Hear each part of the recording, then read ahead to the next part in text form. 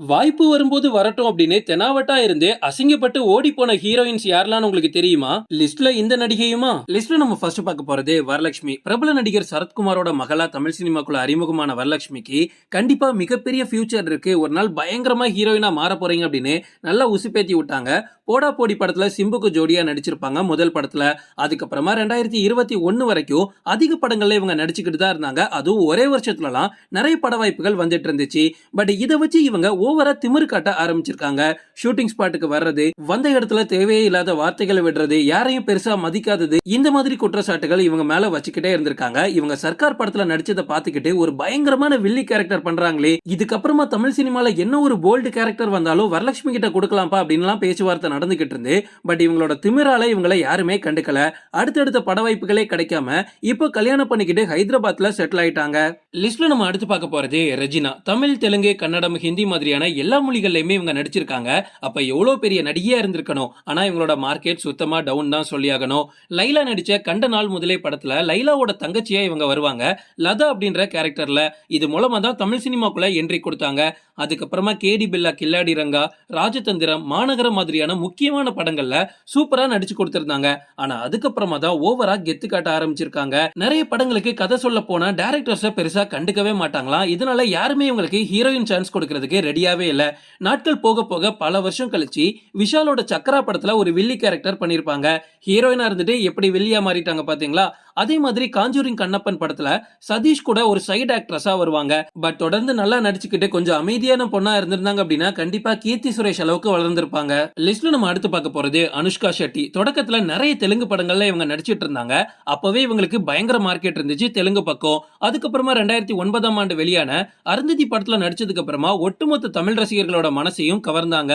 அடுத்த படமே நம்ம தளபதி விஜய் கூட வேட்டைக்காரன். யோசிச்சு பாருங்க, விஜய் கூட பண்ணதுக்கு அப்புறமா அந்த ஹீரோயினோட மார்க்கெட் எப்படி ஏறி இருக்கும். தொடர்ந்து சிங்கம், வானம், சகுனி, தெய்வ திருமகள் அப்படின்னு தொடர் வெற்றி படங்கள்ல மட்டுமே இவங்க நடிச்சிட்டு இருந்தாங்க. அனுஷ்காக்கு எப்பவுமே வித்தியாசமா நடிக்கணும்ன்ற ஆசை இருந்துச்சு.